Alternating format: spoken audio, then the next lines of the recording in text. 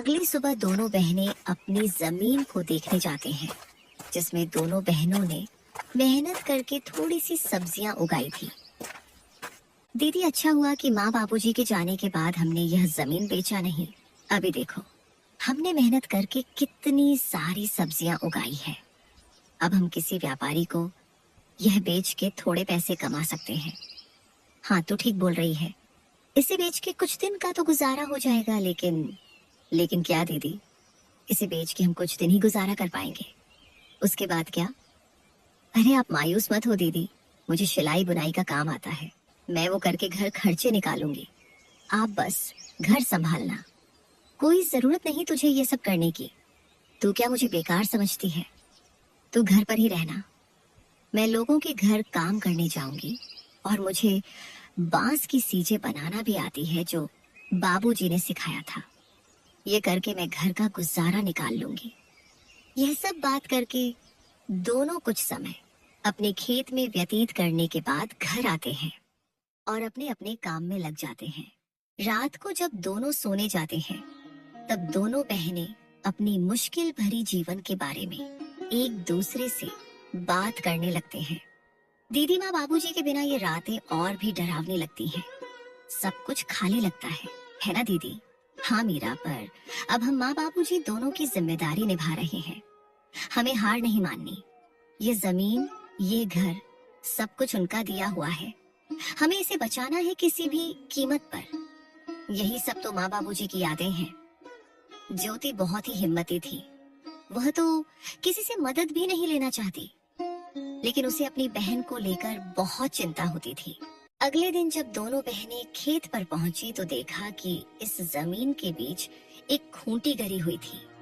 दीदी, ये जमीन के बीचों बीच खूंटी कौन गाड़ गया? ये तो कल यहाँ नहीं थी और ना ही हमने इसे गाड़ी है। जरूर इसे कोई यहाँ गाड़ गया है। ये जरूर हमारे चाचा चाची का काम होगा, लेकिन ये काम बिना किसी सरकारी आदमी के नहीं होता।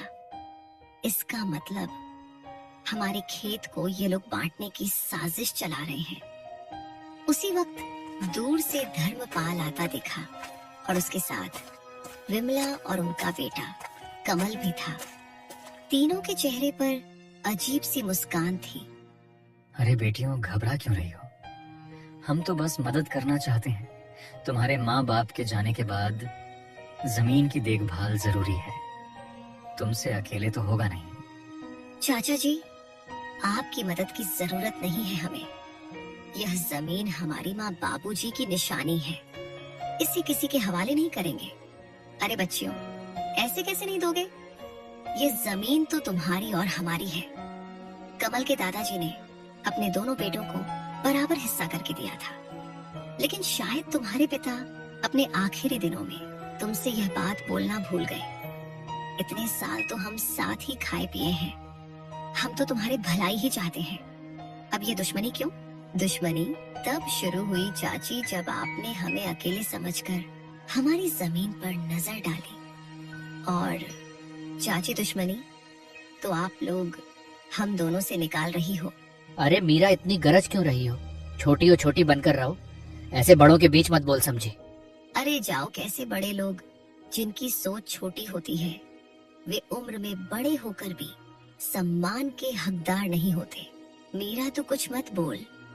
और हाँ, अब अगर आप लोग हमारे खेत के पास भी आए तो अच्छा नहीं होगा। हम कमजोर दिखते हैं पर डरते नहीं। धर्मपाल ने सब कुछ चुप कराकर कहा। ठीक है बेटियों, हम कुछ नहीं कहेंगे, लेकिन कानून अपना काम करेगा। जब जमीन के सरकारी कागजात आएंगे तो देख लेना। जब तुम्हारे नाम नहीं निकलेंगे तो खुद समझ जाओगी कि जमीन किसकी है। तीनों वहां से चले गए। ज्योति और मीरा कुछ देर तक खामोश खड़ी रही। दीदी, क्या वो सच में कागज बदलवा सकते हैं? कुछ भी कर सकते हैं मीरा। लालच में आदमी अंधा हो जाता है। हमें किसी पर भरोसे नहीं करना चाहिए। अब हमें बहुत संभाल के रहना पड़ेगा।